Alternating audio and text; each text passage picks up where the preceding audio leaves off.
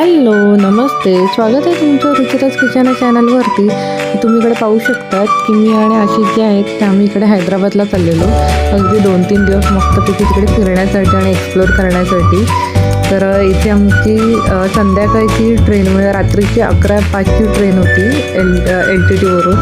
तर त्यासाठी आम्ही इकडे वसईवरून आम्ही निघालेलो. तुम्ही इकडे पाहू शकतात संध्याकाळी खूप गर्दी असेल ह्याच्याने म्हणून आम्ही इकडे AC लोकलनेच आम्ही गेलो, कारण की आमच्याकडे बॅग्स वगैरे होतं तर जमलं पाहिजे संध्याकाळी जायला त्यासाठी. तर इकडून आमची जर्नी जी आहे तिकडे स्टार्ट झाली.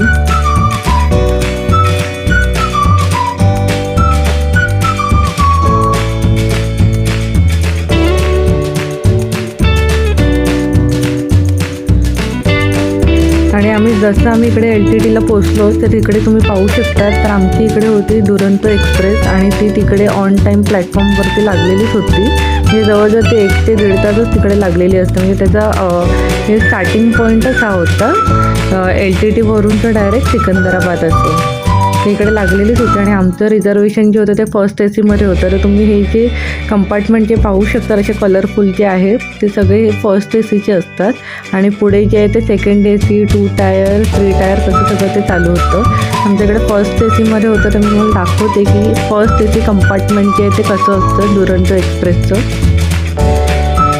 इकडे आता आम्ही इकडे ट्रेनमध्ये आम्ही इकडे बोर्डिंग करत होतो. तर सगळे आमची इन्क्वायरी तिकीट्स वगैरे सगळे चेक झाले तुम्ही इकडे पाहू शकतात. तर आम्हाला इकडे जे आहे केबिन अलॉट झालेलं. तर ह्या केबिनमध्ये जर तुम्ही 4 जणांचा फॅमिली म्हणून येत असाल तर खूपच छान असं आहे. म्हणजे 4 जण आरामात असे इकडे राहू शकतात. तर आम्ही इकडे 2 होतो आणि आमच्यासोबत अजून 2 होते, पण ते 2 जे होते ते आले नव्हते. त्याच्यामुळे एक अजून त्यांनी इकडे पॅसेंजर जे तिकडे शिफ्ट केलेला. तर रात्रीची वेळ झालेली आणि खायला पण काही नव्हतं, त्याच्यामुळे तर क्विक काहीतरी खायचं होतं. त्यामुळे मी झोमॅटोवरून पटकन मॅकडॉनल्ड्समधून चिकन रॅप जो आहे तो मागवलेला. आणि त्यांची सर्व्हिस आणि डिलिव्हरी इतकी फास्ट होती की अगदी ट्रेन आमची सुटायच्या वेळेला अगदी बरोबर एक 10 मिनटं अगोदर आम्हाला डिलिव्हरी मिळाली. तर खरंच थँक्स टू झोमॅटो. खूप छान सर्व्हिस असते त्यांची. म्हणजे अगदी कुठेही ते पोचतात ते बोलतात त्याप्रमाणे खरंच आम्हाला हा प्रत्यय इकडे आला. नाहीतर रात्रीची वेळ होती आणि आम्हाला तसं इकडे ट्रेनमध्ये रात्रीचं काहीच नव्हतं म्हणजे असं खाऊ शकत. तर त्यासाठी म्हणून एक चांगला एक ऑप्शन होता झोमॅटोचा आणि मस्तच. आणि ते खाल्ल्यावरती खूप छान वाटलं आणि आमचं पोटसुद्धा भरलं व्यवस्थित. आणि तो रॅपसुद्धा खूप छान होता त्या चिकन रॅप मॅकडॉनल्ड्सचा. तर हे सर्व इकडे तर खायचं. आता इकडे आम्ही ते एन्जॉय तर केलेलंच आहे, जर्नी तर स्टार्ट झालेलीच. आता वेगवेगळं खाणं पण आता इकडे एक्सप्लोअर करायचंच आहे की कसं आहे ते ट्रेनचं, हॉटेलचं आणि हैदराबादला गेल्यावरती तिकडचं असं सगळं जे आहे त्याचं प्लॅनिंग केलेलंच होतं. आणि फर्स्ट ACची तुम्ही पाहू शकता विंडो पण खूप मोठी असते, त्याच्यामुळे ते आरामात बसून अगदी बाहेरचा व्ह्यूसुद्धा तितकाच छान असं एन्जॉय करू शकतात. तर आम्हीसुद्धा मस्त असं बाहेरचा व्ह्यू बघत मस्त असं एन्जॉय करत खात असं जे ते आमच्याकडे जर्नी इकडे स्टार्ट झालेली.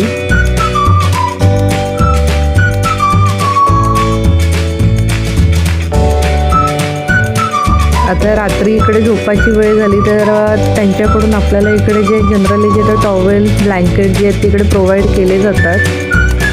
आणि ह्या सीट पण खूप छान अगदी असतात, अगदी असं मऊ. आणि तो वरती चढायलासुद्धा तुम्हाला बाजूनी असं कशावरून असं चढायचं नाही. तर इकडे तुम्हाला सीटच्या बाजूलाच तिकडे अशा स्टेप्स कशा दिसतील त्या स्टेपवरूनच चढून तुम्हाला इकडे वरती जे तिकडे जायचं असतं. त्याच्यामुळे इकडे वरती चढून बसणंसुद्धा तितकंच म्हणजे कम्फर्टेबल असतं, असं काही वाटत नाही. तर रात्रीची वेळ होती आणि मी पण मस्तपैकी अगदी ब्लँकेट्स वगैरे घेऊन मस्त अशी झोपून गेली आणि खूप छान वाटलं असं. सकाळी मॉर्निंग झाली आणि सकाळी आम्हाला इकडे फर्स्ट ACमध्ये चहा आणि बिस्किट जे आहेत तिकडे देण्यात आलं. आणि बाहेरचा व्ह्यूसुद्धा खूप छान असा दिसत होता आता सकाळ झालेली.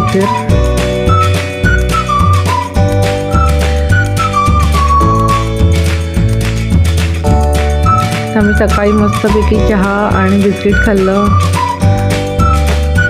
आणि त्याच्यानंतर आम्हाला जो आहे ते इकडे ब्रेकफास्ट देण्यात आला. आम्ही इकडे नॉनव्हेज प्रिफर केलेलं होतं. तर त्यासाठी इकडे आम्हाला omelette, bread, butter, jam, Frooti, केळं असं जे ते देण्यात आलं. म्हणजे त्या मानाने जसं बघायला गेलं तर फर्स्ट ACचा जसा ब्रेकफास्ट पाहिजे कम्पेअर टू त्या ह्याच्याप्रमाणे माझ्या अपेक्षा ज्या त्या थोड्याशा ज्या आहेत त्या डिसअपॉइंट झाली. का म्हणजे असं वाटलं नव्हतं की म्हणजे फर्स्ट टेस्टिंगमध्ये मला असं वाटलेलं म्हणजे खूप छान असं जसं रॉयल असं असेल, पण ॲव्हरेजच होतं. म्हणजे असं काही वेगळं असं काही नव्हतं, फक्त त्यांची सर्व्हिस वगैरे चांगली होती. तर आता मी तुम्हाला उघडून सुद्धा इकडे दाखवणार आहे की कसा आहे यांनी जो इकडे ब्रेकफास्ट इकडे दिलेला तो.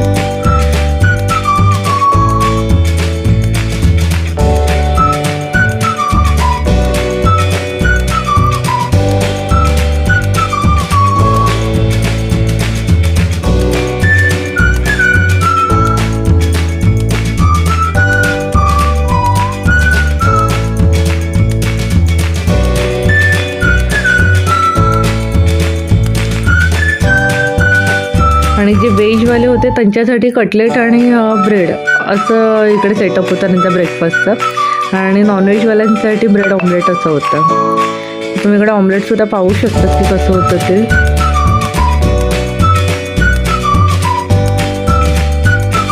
ओव्हरऑल म्हणजे ठीक होतं. म्हणजे तुम्ही सकाळी उठल्यावरती तुम्हाला भूक लागलेली असते त्यासाठी म्हणून तुम्ही ठीक आहे, पण ब्रेड खूप छान होतं, सॉफ्ट होतं आणि फ्रेश होतं.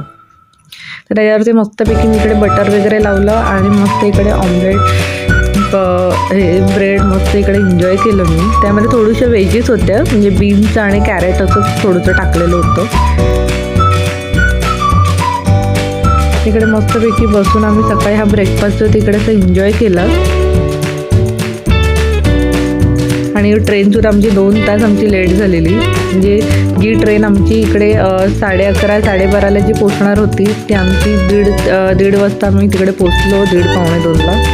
तर त्याच्यामुळे पुढचं शेड्यूलसुद्धा आमचं थोडं जे तिकडे डिस्टर्बच झालेलं फिरायला जायचं संध्याकाळचं. पण ठीक आहे, पण तसं पण आम्ही ते कवर केलं ते 2 दिवसामध्ये.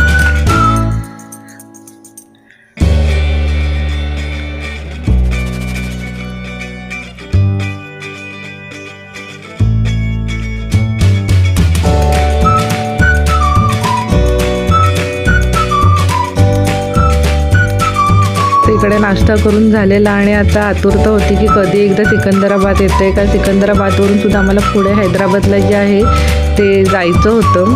पण मग ते पण इकडे फर्स्ट AC कंपार्टमेंटच्या बाहेरचं जो एरिया जो कसा असतो तो सुद्धा मी इकडे दाखवण्याचा एक प्रयत्न केलेला आहे की कसा एक मध्ये एक स्पेस असतो आणि खूप छान असं असतं. म्हणजे तुम्ही तिकडे फिरूही शकतात मस्तपैकी आणि तिकडून सुद्धा तुम्ही बाहेरचे व्ह्यू जे आहेत ते एन्जॉय करू शकतात.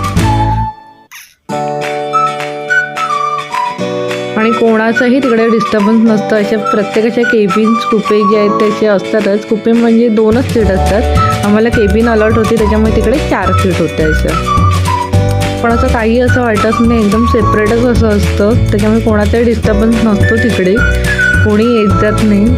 तुम्ही आणि याचा प्रवाससुद्धा अगदी मस्त असं होतो.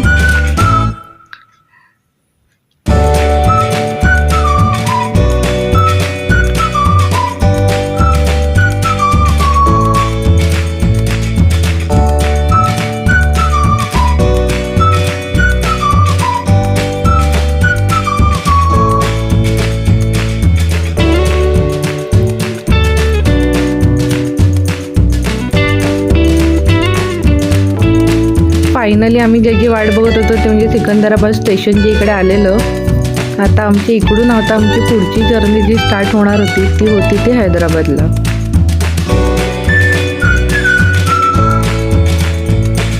तर तुम्ही हैदराबादला येत असतील आणि जर तुम्हाला सुद्धा असं फिरायचं असेल तर तुम्ही सुद्धा इकडे प्रायव्हेट कार की इकडे हायर करू शकतात की जेणेकरून तुम्हाला इकडचा प्रवास जो तो खूप असा सोयीस्कर आणि असं सुखकर असा जाईल. जास्त आपल्याला कुठे शोधाशोध करायला लागत नाही आणि ती लोक आपल्याला पिकअप करायला सुद्धा येतात. तर आम्हाला सुद्धा इकडे 8 नंबर गेटवरती पिकअप करायला येणार होते. आता आम्ही इकडे आता आम्ही सिकंदराबादवरून आता इकडे हैदराबादला चाललेलो. तिकडेच्या बाजूचे तुम्ही इकडे पाहू शकतात रस्ते वगैरे कसे आहेत ते. आता आम्ही इकडे हॉटेलला चाललेलो.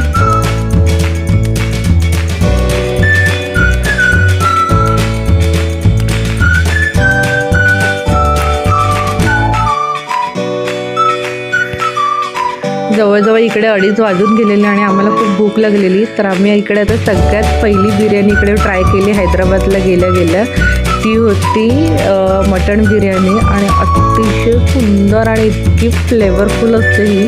त्यासोबत तुम्हाला एक असं दही आणि एक असं मिरचीचं सालन असं दिलं जातं त्यासोबत खायला. म्हणजे तुम्ही अगदी हैदराबादला गेलात आणि जर तुम्ही बिर्याणी ऑर्डर केली तर तुम्हाला ह्या 2 वाट्या जे तर मिळतातच. एक म्हणजे ते बिर्याणीचं सालन आणि दुसरं असतं ते दही असतं त्याच्यासोबत खायला. आणि इतकी वेगळी लागते, म्हणजे आपल्याकडली बॉम्बेकडली बिर्याणी आणि हैदराबाद बिर्याणी टोटली डिफरंट. पण तो राईसच इतका फ्लेवरफुल असतो आणि खूपच छान असं असतो. तर इथूनच आता आमची इकडे बिर्याणी आता एक्सप्लोअर करायला सुद्धा सुरुवात झाली. आणि मस्त आम्ही इकडे जे हॉटेलमध्ये आम्ही खाल्ली ते हॉटेल होतं शाज हाऊस म्हणून हॉटेल होतं. तिकडे आम्ही फर्स्ट बिर्याणी आम्ही ट्राय केली आणि सुंदरच होती ती. त्यानंतर आम्ही इकडे हॉटेलला गेलो. 3 स्टार हॉटेल होतं, पण खूप छान असं होतं हॉटेल. ते मी तुम्हाला इकडे दाखवते की कसं होतं ते.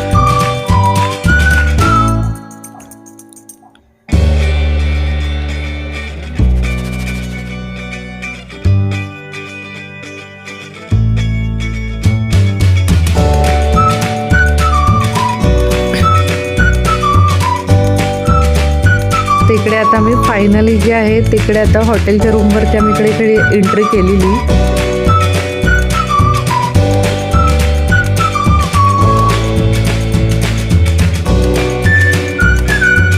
तीनशे 15 नंबरची रूम होती.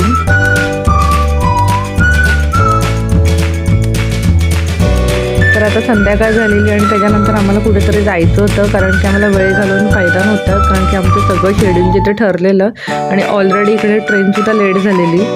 तर आता आम्ही फटाफट जे आहे ते इकडे मस्त फ्रेश वगैरे होऊन आम्ही लगेचच हॉटेलमधून आम्ही इकडे बाहेर पडलो आणि आम्ही फर्स्ट आमच्या हैदराबाद एक्सप्लोअर करण्यासाठी आम्ही इकडे निघालो. आम्ही पहिला जे आम्ही गेलेलो ते होतं स्नो वर्ल्डला गेलेलो.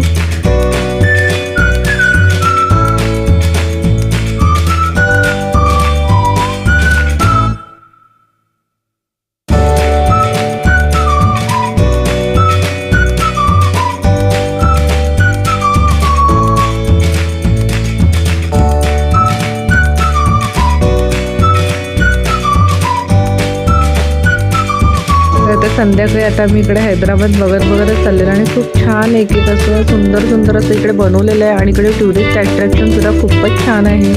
म्हणजे नुसते इंडियन नाही तर फॉरेनरसुद्धा खूप जास्त प्रमाणामध्ये इकडे व्हिजिट करतात.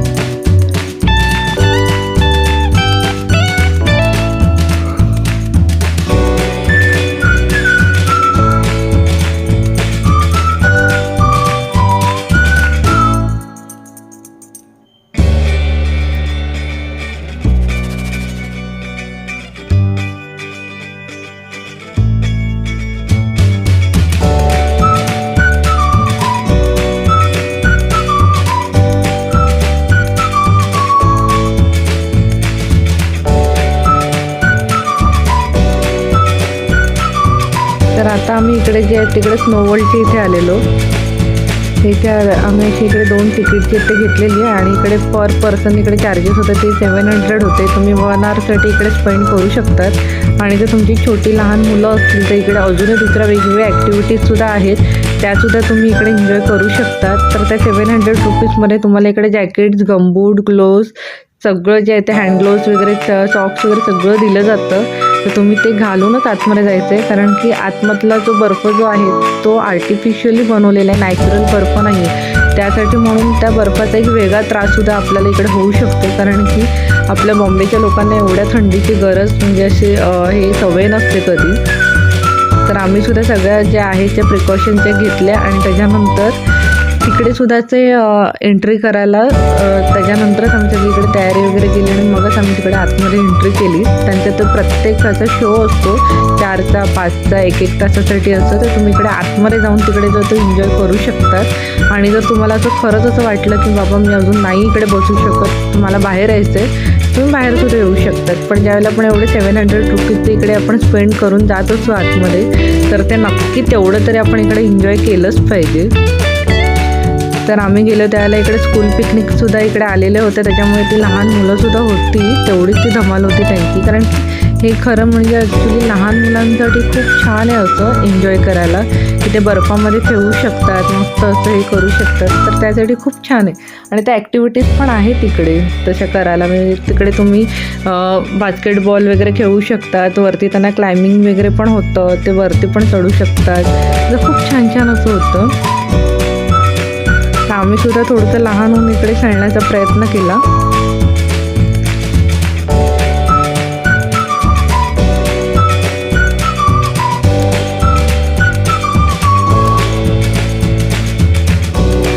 ते समोर जे तुम्हाला इकडे जे हाऊस दिसते असं वुडनचं असं बनवलेलं, ते एक हाफ ॲन आवर झालं, म्हणजे आपलं एक 30 मिनटं तिकडे झाल्यानंतर त्याच्यातूनच त्याचा बर्फाचं बाहेर यायला सुरुवात होते.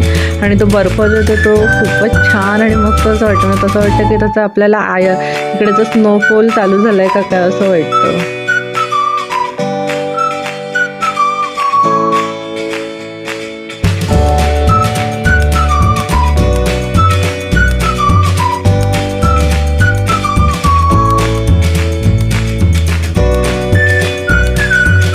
इकडे फोटोज वगैरे काढायला पण खूप असे ऑप्शन आहेत. तर तुम्ही तिकडे आतमध्ये जर गेलात आणि जर तुम्हाला फोटो वगैरे काढून पाहिजे असेल तरीसुद्धा मिळू शकतं. काही त्यांचं म्हणजे असे फोटोग्राफर्स वगैरे पण आतमध्ये फिरतच असतात.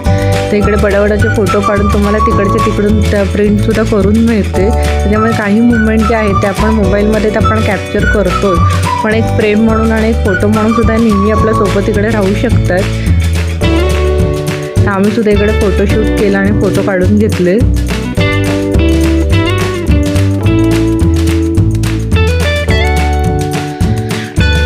इकडे फोटो काढायचंच असेल तर तुम्हाला 200 स्टार्ट होतात. थोडंसं बार्गेनिंगसुद्धा करावं लागतं, तर ते कमी जास्त वगैरे करून देतात, पण शक्यतो त्यांची प्राईस जी असते ती फिक्सच असते.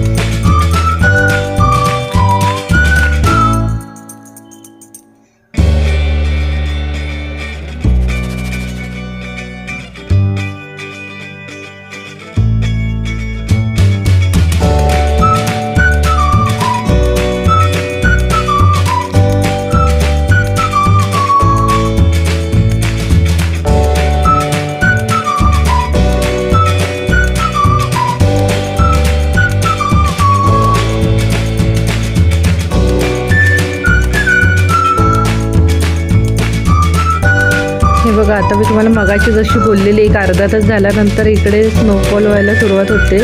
तर हेच ते वुडन हाऊस आहे, त्याच्यातून इकडे जो तो बर्फाचा सोडणार होतो आणि असं वाटतं की तसं काय तो बर्फच पडतं असं. एवढ्या ह्याच्यामध्ये मला स्नो वर्ल्डमध्ये मला हेच आहे की एकदम असं भारी असं वाटलं.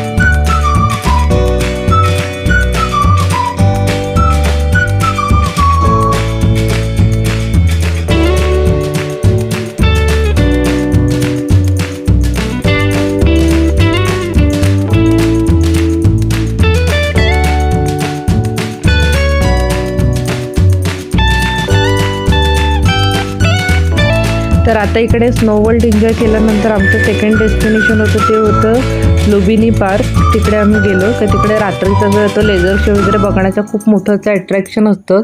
तिकडे बाहेरून फॉरेनर्स टूर्स वगैरे पण खूप असे येतात. तर इकडे तुम्ही तिकीट वगैरे पाहू शकता. अडल्टचे 20 आणि लहान मुलांचे 10 रुपये फक्त पार्कमध्ये एंट्री करायची होते. आणि लेझर शोचं तुम्हाला बघायचं असेल तर त्याचे तुम्हाला पैसे जे ते वेगळे इकडे पे करावे लागतात.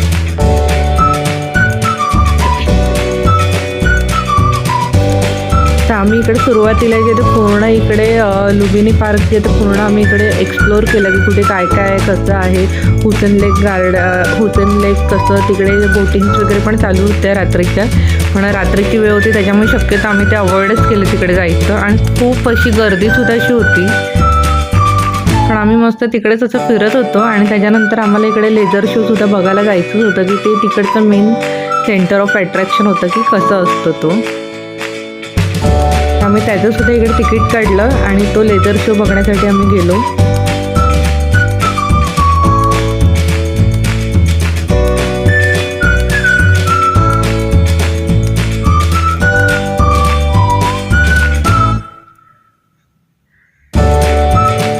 खूप मोठं असं ग्राउंड असं स्टेडियम असं बनवलेलं आहे आणि तिकडे ते खूप अशी लोक एकावेळी असे बसू शकतात.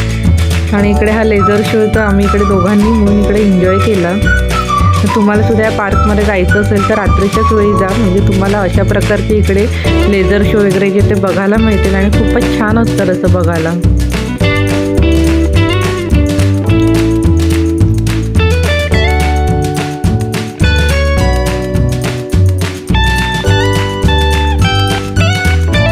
रात्रीचं डिनर जे आहे ते आम्ही इकडे हॉटेल ब्लू सी रेस्टॉरंटमध्ये केलं आणि मस्तपैकी इकडे बटर नान आणि इकडे हैदराबादी स्पेशल मटण मसाला इकडे ऑर्डर केलेला आणि खूपच छान आणि टेस्टी असं जेवण असं होतं. म्हणजे तुम्ही अगदी हॉटेलमध्ये किंवा रेस्टॉरंटमध्ये सुद्धा जेवत असाल हैदराबादला, तुम्हाला जेवल्यानंतर अजिबात असं हेवी असं वाटत नाही, अगदी घरच्यासारखंच जेवण वाटतं. आणि त्याच्यानंतर खूप मिठा हो जाय म्हणून इकडे मी double ka meetha again is Hyderabad famous sweet मी इकडे ऑर्डर केलेली आणि खूपच मस्त एकदम परफेक्ट एंडिंग डिनर असं होतं हे.